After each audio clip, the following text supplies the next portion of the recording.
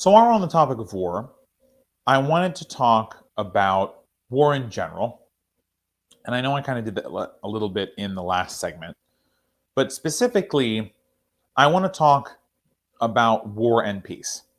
And no, I'm not going to not the book, and I'm not going to talk about, you know, the book or its author. But war only begets more war. There is no fighting for peace. There is fighting for peace, but you're not going to fight for peace by actively fighting like in a war. It's just not going to happen. That level of combat does not beget peace. Peace and deliberation and diplomacy beget peace. They don't. War begets war.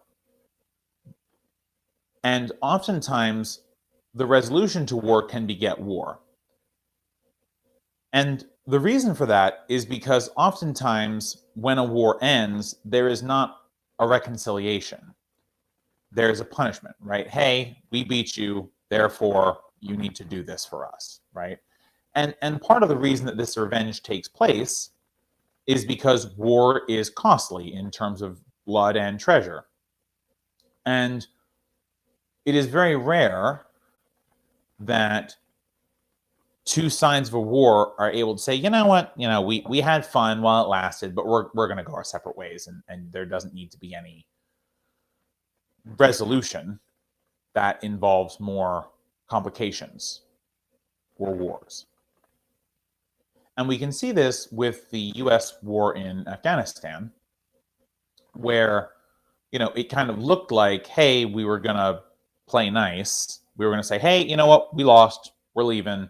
No big deal. Don't worry about it. Just let us go, and then we'll be, we'll be chill, right? We'll be all good. Be like, we never went in. You can do what you want. We'll do what we want. It'll be great. And so it did look like, in that sense, we were going to have a peaceful resolution to that conflict and the occupation. But it wasn't going to be, because the United States then turned around and froze a bunch of the Afghan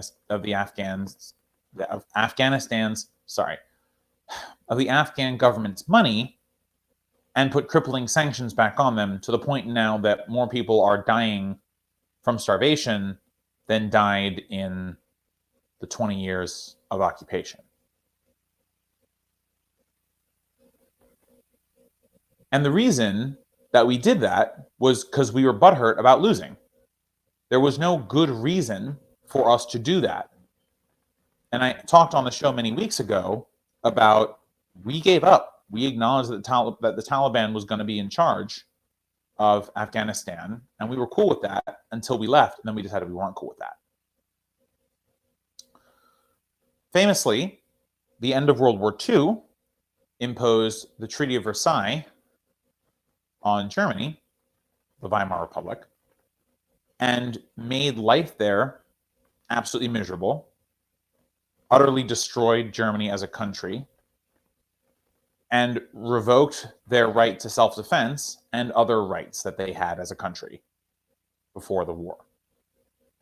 And that level of revenge allowed for any strong man, but specifically Hitler, to rise to power and to scapegoat his way into the German chancellery, and through, and he fed off public sentiment that and he argued, look, our situation's unfair. And truthfully, it was.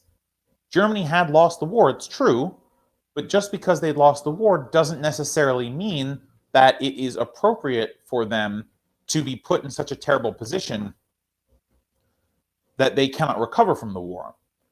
Because if a country is put in that position, they're simply going to lash out, just as we saw that Germany did, right? And there are other examples through history. That one just kind of, those two just kind of stick out as being prominent examples. But in order for us to get to a place where we can have perpetual peace, we need to we need to beget peace, right? We need to put peace into the world. We have to come at our diplomacy. We have to come at our negotiations. We have to come with our international relations and our compromises from a place of peace is the only option, right? If we come at any discussion or negotiation or diplomatic whatever with, hey, if we don't like what you're doing, we can always pursue war, then we will never have true peace, right?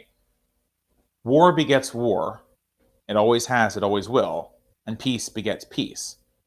But that doesn't mean like peace from fighting. You actually have to bring the idea of peace. And peace doesn't just mean, no war, but it also means harmonious living, right? You don't have to like every country on earth as a nation. You don't even have to participate with every country on earth, right? It's like it's like if you're at a high school or a college reunion or whatever, or just any type of reunion, you don't have to be friends with everyone there. But what's important is that you showed up to the reunion, right? You can talk to the people you do like and then leave. But it doesn't make sense for you to come to the reunion and then punch the guy who bullied you 10 years ago. He probably doesn't remember, or she doesn't probably remember why they bullied you in the first place, right? But coming to that place with peace means you have to do it actively. You have to create peace wherever you go. You can't use war to justify whatever it is you do, or to create justifications for war. I talked a couple of weeks ago about that there are no justifiable wars, and I still stand by that. I believe very strongly that there are no justifiable wars. And if you have that belief, you need to advocate for peace in everything. Peace in the way nations treat each other, peace in the way people treat each other, peace in the way that economies treat each other, that we interact in the global economic stage.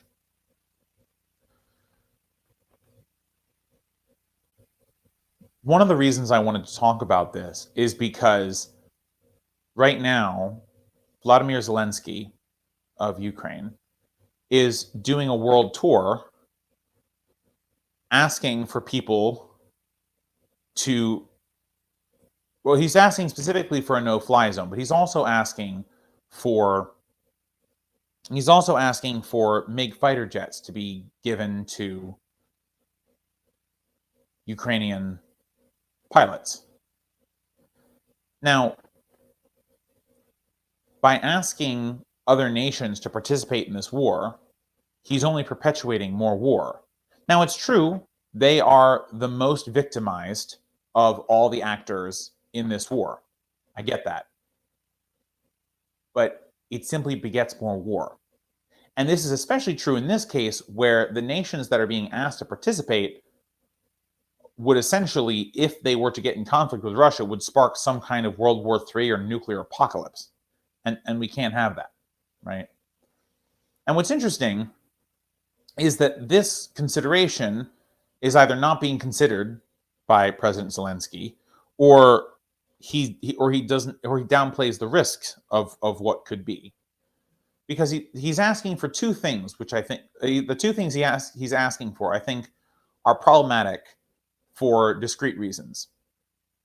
So the first thing he's asking for is a no-fly zone, which, by the way, is not some magic EMP, electromagnetic pulse, or shield or whatever that you can put in Ukraine and say, oh, well, no one's allowed to fly here now.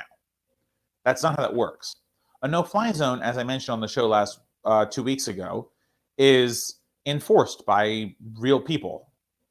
They come from a country. They're trained in the military. They have an allegiance. And when one of those pilots shoots down a Russian whatever, that's an act of war by whatever country that pilot's coming from. And that, of course, brings us to kind of a World War III scenario, which we don't want. And the second thing that he's asking for are fighter jets, MiG fighter jets for Ukrainian pilots. Now, what's interesting about this request is that, according to the reports that I've seen, there are no air bases in Ukraine that could launch these jets, even if they were to be delivered. So what that means is that Ukrainian pilots would have to go to another country to take off from. Now, Russia has said that if that happens, they will take it as an act of war from the country who let the Ukrainians take off from there, which makes sense, by the way. I mean, if you're offering your military hardware,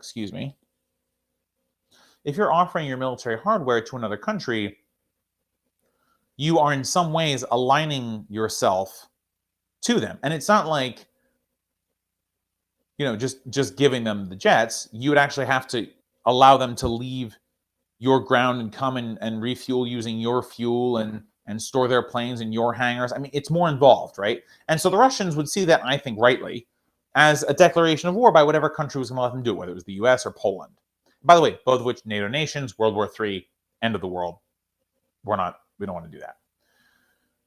So, as much as it is incredibly painful to watch what's going on in Ukraine, we cannot allow ourselves to be deceived into thinking that more war, more violence, more military pressure on the Russians will cause peace. War only begets war. War does not beget peace. Peace does not beget war. We have to use non-violent means to the extent possible to dissuade Russia.